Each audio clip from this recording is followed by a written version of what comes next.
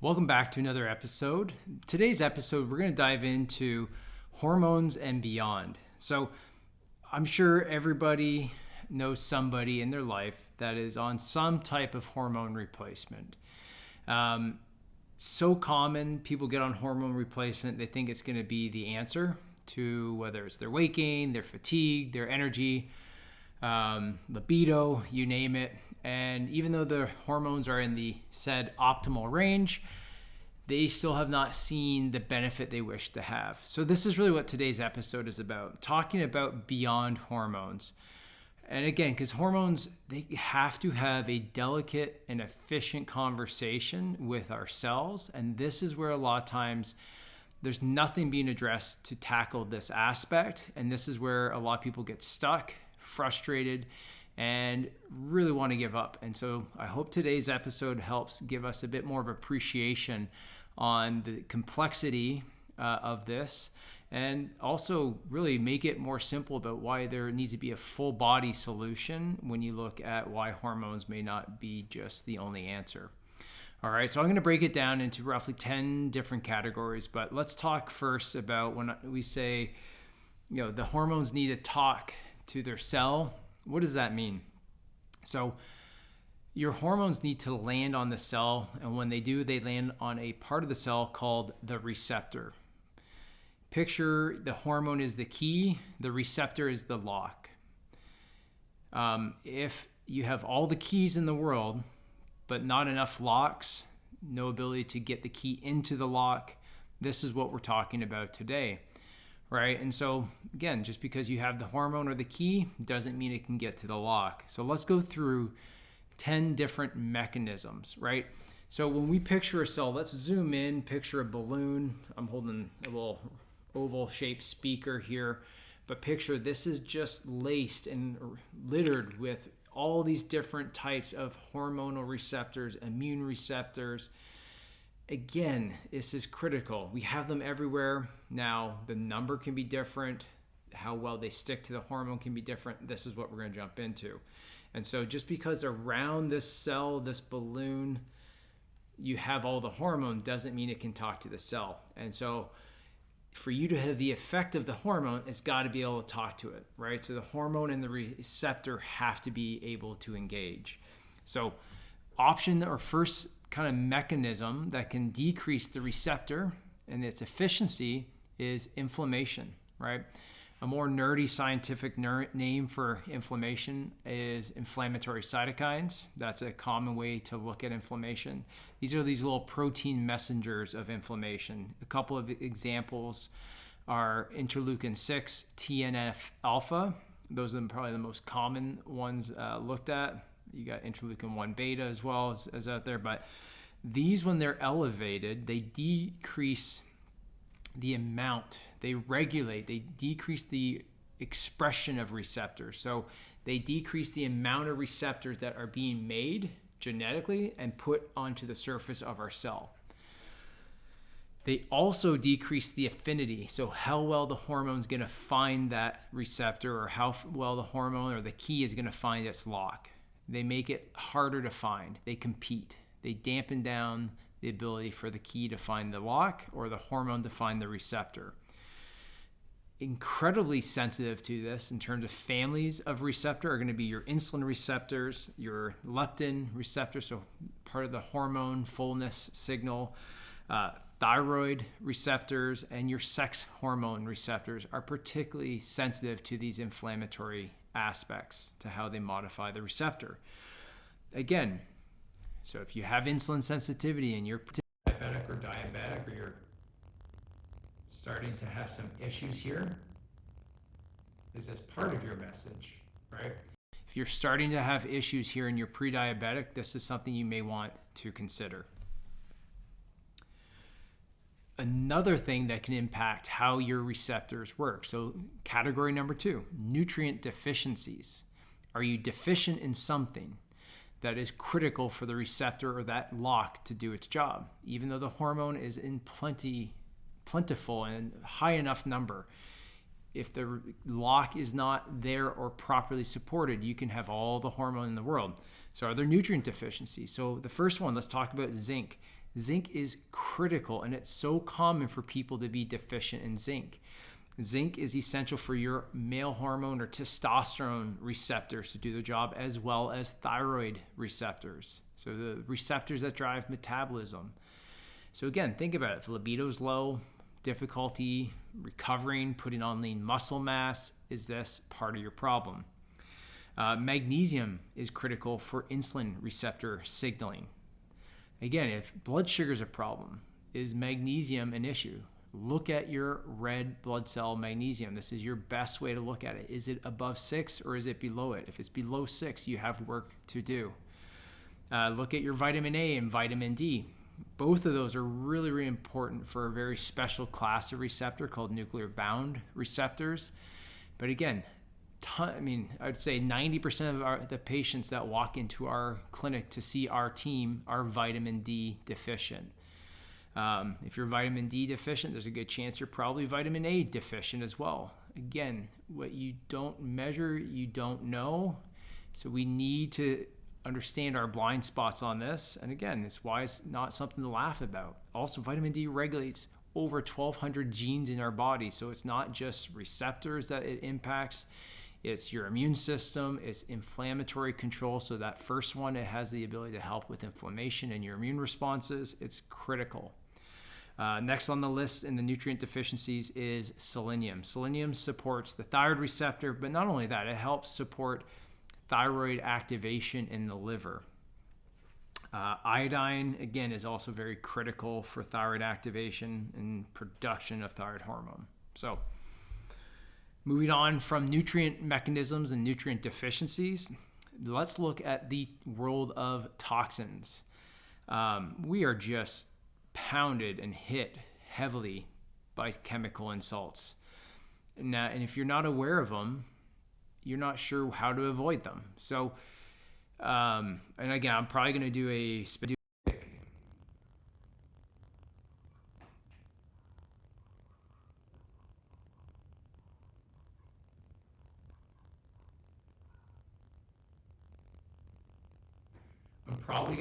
specific presentation or conversation directly just about toxins and specifically microplastics.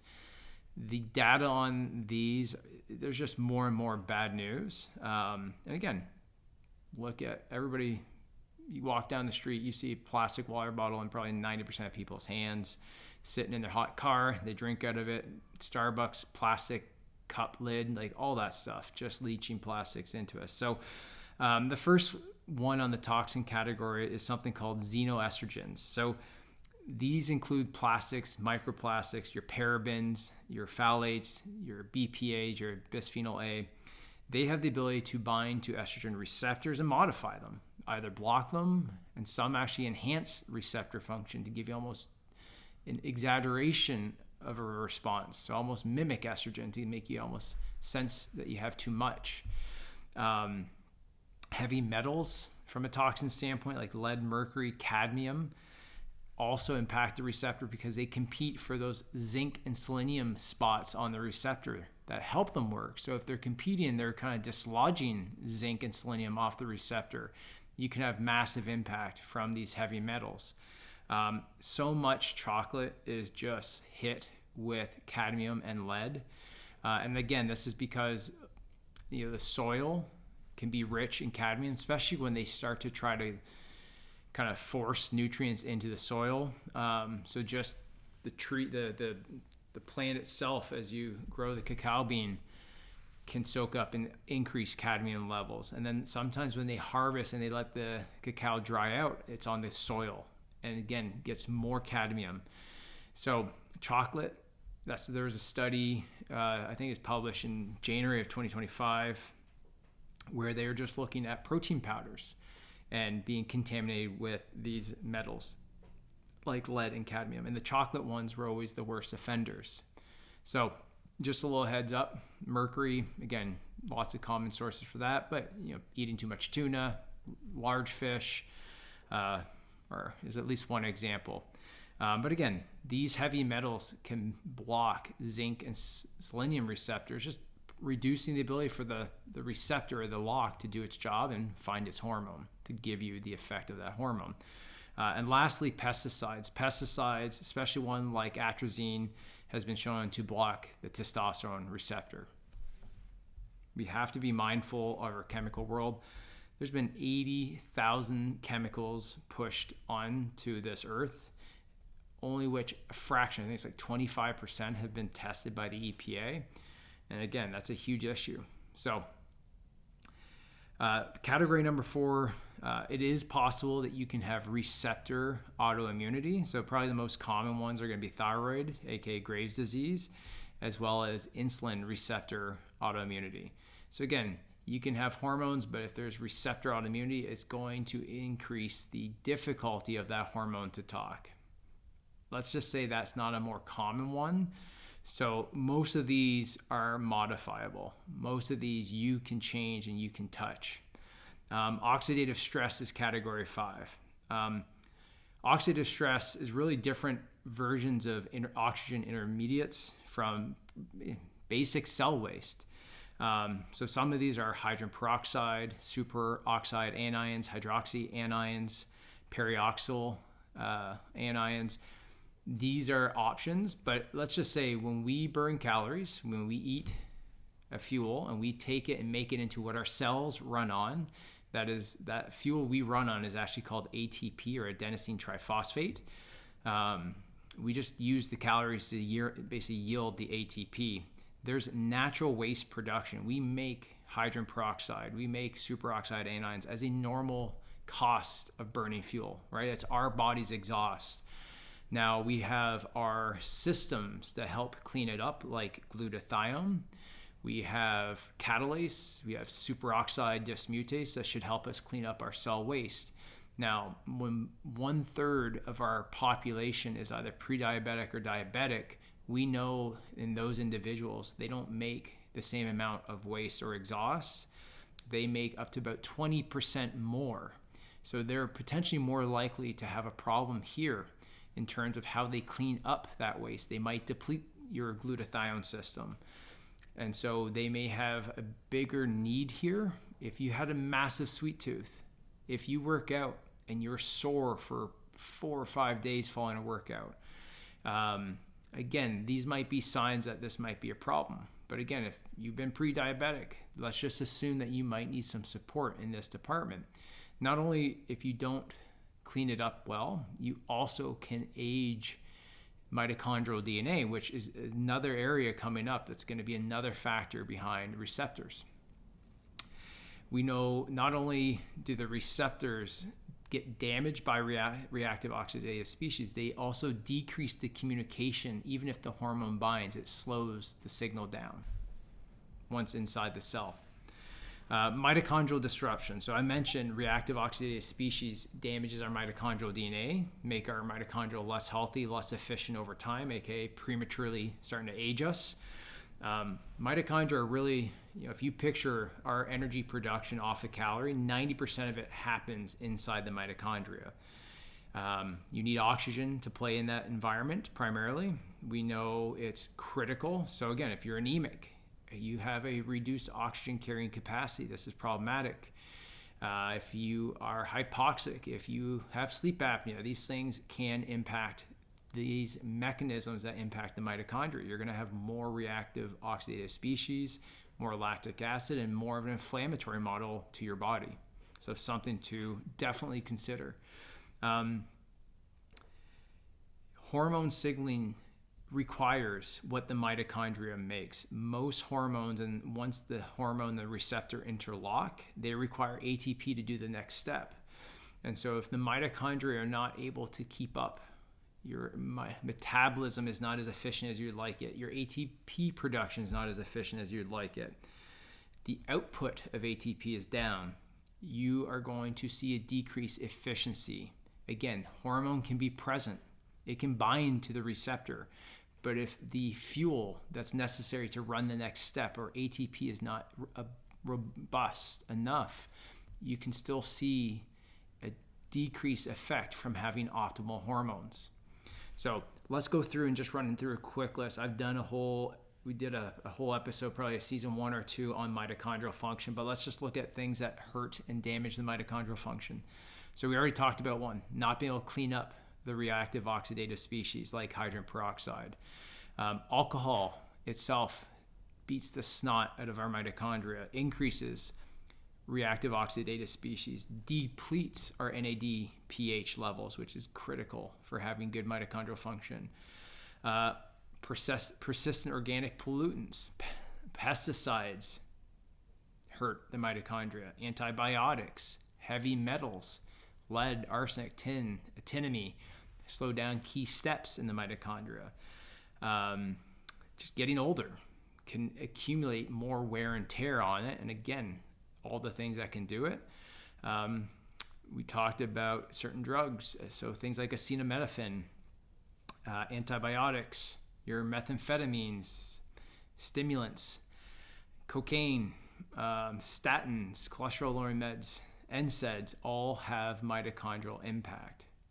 So again, we have to know where our blind spots are when it comes to why we may have great hormones but not really feel the fruits of the labor of all those hormones being normal.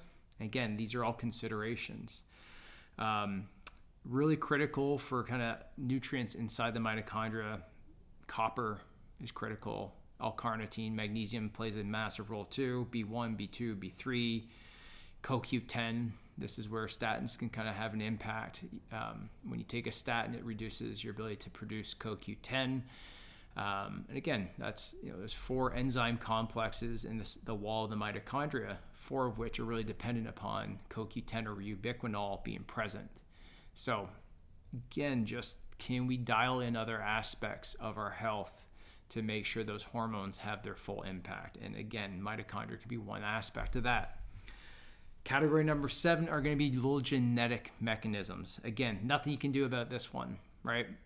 Not genetically, but all these other factors. We cannot allow the other 10 in this group exacerbate little genetic vulnerabilities, right? Environment is always going to outpower genetics. So if we have a bad, piss poor environment, we're always going to have genetics forced. If they're bad genetics, a bad environment is going to make those genetic factors be a bit more visible. So a lot of times when there's genetic changes, we're talking about polymorphisms or single nucleotide polymorphisms, tongue twister.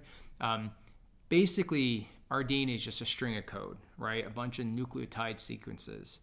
And so a single nucleotide polymorphism is just a pair of nucleotides are just swapped out, and it's the wrong pair. And what this does is it changes the coding. So you make a protein that has a slightly different structure, and this changes its ability to bind or its ability to stick and hold and do its job. Some speed enzymes up or steps up. Some slow them down. Some have no effect at all. But again, this is a consideration in certain individuals. So again, food for thought. But here's the thing, majority of the time, that's not the case. Category number 8, gut health, right? Gut health, I guarantee you, has more of an impact and more common to be an issue in hormone sabotage than the polymorphism mechanism. So why can gut be such an impact? One, that's how you remove the waste, right? So your liver's processing, getting rid of hormones constantly. So as your liver does its job, it dumps it into the GI, the upper intestinal tract, and you want to mobilize it out and poop it out. Again, poor gut health, poor bacterial concentrations can cause an increase, kind of reconjugation of the hormone that you've already processed and reabsorb it. So again, this can put, different, more inflammatory metabolites of that hormone into the system and start to kind of decrease efficiency. One mechanism is a mechanism called beta-glucuronidase, is an enzyme that can reabsorb estrogens and estrogen metabolites to the GI. And again, there are things that can cause that to go up. Poor gut health, leaky gut, poor microbiome, or species living in the GI can all up that activity. Now, the very first point that we talked about in this conversation was that inflammation can damage our number of receptors, or ability to produce them at the genetic level. It can also increase the ability, create a fog over the receptor, so it's harder for the hormone to find its docking point, right? Well, let's look. 70 to 80% of your immune system lives in the gut. 70 to 80%. So again, where do you think a lot of times inflammation is chronic and starting at? In the gut, in the GI tract. And so I'd recommend, if you previously go listen to the last episode on gut health and leaky gut. Because again, this could be one of your sources of inflammation and one of your sources of hormone kind of sabotage. We also know what lives in your gut: yeast overgrowth, bacterial overgrowth. Too much of the wrong species can cause issues with hormones and the receptors, as well as other things like cortisol, thyroid issues. So very important to understand.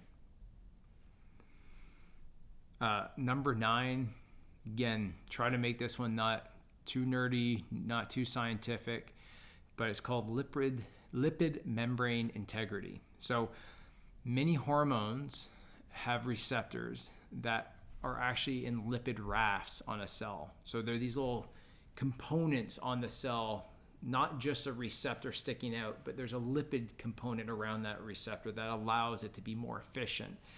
Picture it's like almost like a satellite dish to the hormone receptor. It's a signaling mechanism. Again, these lipid rafts are anchored in the cell membrane. So one thing that can drastically impact this are our omega-6 and omega-3 ratios. So if you're really high in your omega-6 fatty acids and really low on your omega-3s, this is a huge impact. And again, it can decrease the receptor's function to hold on and even talk to the hormone that's trying to talk to it. Cholesterol is part of these lipid rafts.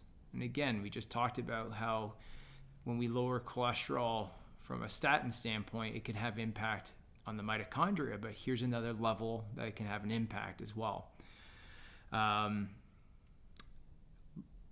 these, so if you picture these lipid rafts, they're like a specialized home rich in cholesterol. These rafts function as signaling platforms for our hormones. So they anchor the hormone receptor. They help it have a home. But it's not just our hormones. So yes, this is more a conversation about hormone and hormone function, but lots of our neurotransmitters also depend on the receptors anchored in these lipid rafts. So we think even mood, is there a little bit low level of depression, anxiety, focus and attention, is it problematic? Again, start to think, are there other systems that show signs that this is going on aside from just hormones? Maybe weight gain is a problem, but is mood also an issue? And these lipid rafts also have immune complexes they support. So your immune cell can bind to the cell to recognize a threat, a cancer mutation. If it's been hit with the virus, it needs to be broken down into your lymph. So these lipid rafts are critical, and they're dependent on fatty acids, cholesterol. So again, omega-3s help stabilize the rafts to function better. And so if your omega check or your omega values are off, we need to solve that. Very easy to have a poor omega ratio, just given the amount of seed oils people are exposed to. Even if you go into the healthiest salad bar in a certain grocery store chain, most of them are rich with crappy seed oils. You buy their nuts, they're got soybean oil on them. They don't have good options on them. So we have to be our best advocate. Salad dressings. Again, if they're not made with avocado oil or olive oil, they're likely made with one of these higher omega-6 fatty acid oils. And again, it's not helping you. And we need to be aware of these things. So the major aspect when you have a poor lipid membrane and a poor lipid raft or fatty raft on the surface is it can impair the localization and how your receptors are clustered on the cell surface, making it harder for insulin receptors, thyroid receptors, estrogen, testosterone receptors, and toll-like receptors. Lots of good information on that. So we got to get our omega-6s down, omega-3s up. plus omega-3s are anti-inflammatory. So if you do have an inflammatory issue, this can help be a dual purpose benefit.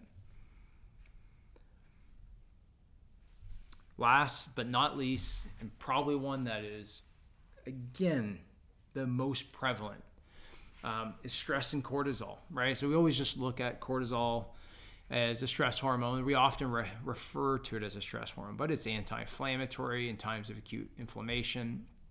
And it also helps us mobilize fuel. So again, it will break down and get glucose into the system in times of fasting as well as times of acute stress, which makes sense. If something jumps out and starts chasing you and you need, like, man, I need fuel. You want to break down some glycogen, boom, cortisol is going to help you with that process to get glucose into the fuel to drive your brain, drive your large muscle groups to move away from the threat. But when stress becomes chronic, this is what we're talking about. And for so many of us, people can't drive without having to flip somebody off. They can't spend 10 minutes without kind of talking about something negative. So again, mindset, stress, we have to have a way of managing this.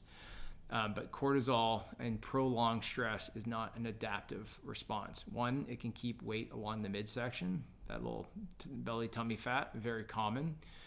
Again, a lot of times this is where people are like, look, like, I just can't seem to shake this like tie around my waist, but like my arms are leaning out. So we start thinking like, okay, so your hormones are okay, but not the one that you're not looking at or not looking at deep enough, aka cortisol and your stress hormones. So chronically elevated cortisol can desensitize your receptors, specifically your insulin receptors, your thyroid receptors, and your sex hormone receptors. So let's make sense of that. If your cortisol is kind of the opposite to insulin, then again, it's going to have an impact as well as insulin receptors.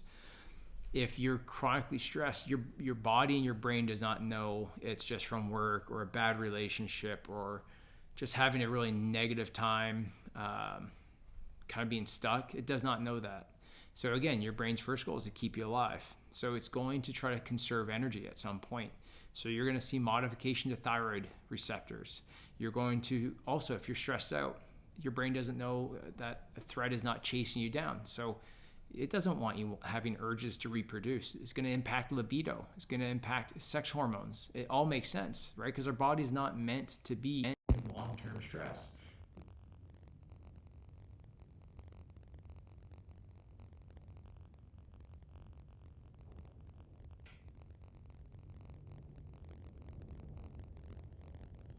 Your body's not meant to be in long-term stress. It makes sense.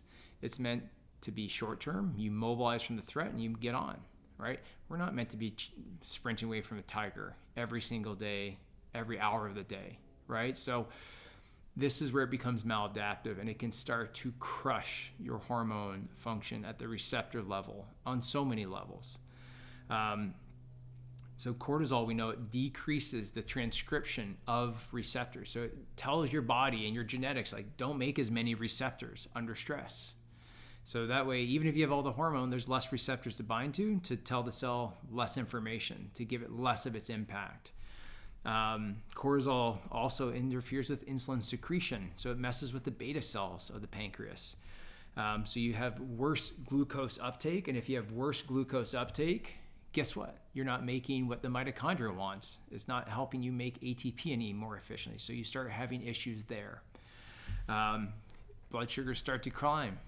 Blood sugars start to rise. You start having inflammation from having, again, when people have high blood sugar, you start having that sugar damage proteins. We call those advanced glycosylated end products, which become incredibly inflammatory, causes microvascular disease, a whole host of things, but again, incredibly inflammatory. So you start even dampening and feeding into the very first one. Inflammation and cytokines get driven up.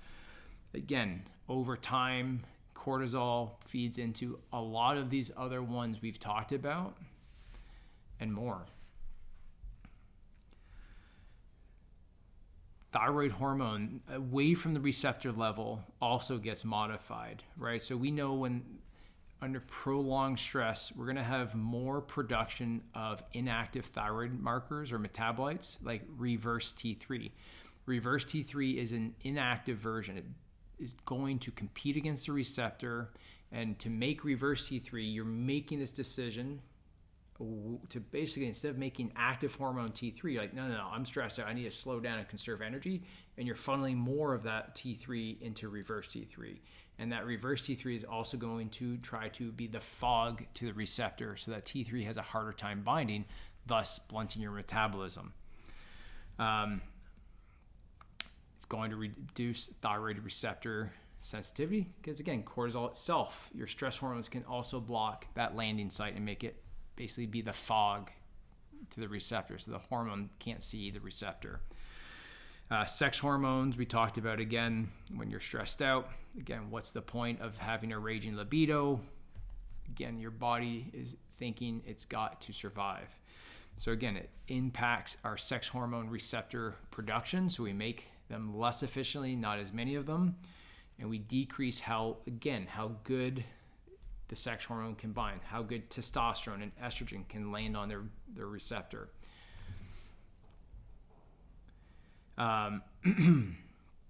Again, this is, I mean, I could go on probably another 10-15 minutes just on this cortisol mechanism. So if you look at where we make cortisol, we make it in the adrenal glands primarily. Our adrenal glands are also kind of our backup home to make a lot of our sex hormones, right? Especially in women post-menopause, going through perimenopause. So this is why, we, again, in our office, our team always emphasizes going through menopause. We want to make sure it's smooth and efficient. We want to understand, we need to help have solutions for stress, because going through menopause, running from a tiger, is going to be much more chaotic, bumpy, like going down moguls, than coasting down a hill, not stressed. Again, massive hormone changes, but when you throw layers of complexity and you can't tap into your backup, it's going to be a lot more of a kind of rough rite of passage. And again, we're not meant to be in long-term stress. So this is why even in our office now, we're trying to get a monthly call together on mindset, pattern recognition, so we understand the patterns that pull us towards stress, because a lot of times it defeats us when we don't catch it. It prevents us from sticking to the things that keep us healthy. And again, it's very easy to get stuck on it. It's very easy to get stuck on the things that make us upset, frustrated, and angry. And the more you start to focus on it, that's all you see. So I hope this conversation was helpful. 10 of these options here, out of 10 of them, 8 of them are very, very modifiable. The autoimmunity one, again, still an inflammatory and immune mechanism, likely with some gut involvement. So there too, 9 of them, really, you can do things to help improve and stabilize. The genetic one is really the only one that you can't tap into and have a game plan for, if you find the right team, the right people that understand this. Because again, the reason I want to do this presentation, this conversation today is, again, we have an integrative clinic. We see patients from all kind of walks of life. A lot of people come in with hormone replacement because they're like, look, I heard it's good, some testosterone or some estrogen, some progesterone.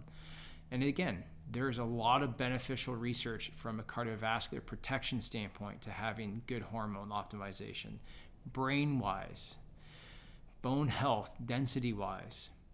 But we want to make sure that you're investing in the right thing, and you're investing in a solution and a game plan and approach that's going to yield benefit and results. It's not just, hey, do this, take this. It's all peachy. Because again, the reality is a lot of people come in already on testosterone, and almost maybe too much, but they haven't even touched the receptor level, the inflammatory mechanisms, the stress mechanisms that are preventing that hormone that's cranked up to even be able to talk to the cell.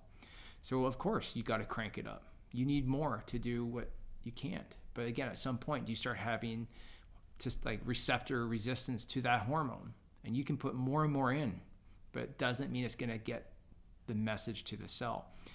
And when it doesn't get to the cell, you don't feel well, you don't feel the effect that you thought you would have, and you get frustrated. So I hope this helps. trust me, there are so many options to tap into solutions for this. Better testing, better mentorship, better education, and understanding. Again, I'm not here to criticize and talk about hormones in a bad light. Again, I think there's, from somebody that's have a family history of dementia, if for some reason I can't make them, I'm going to get with my provider and make sure I stay on top of it.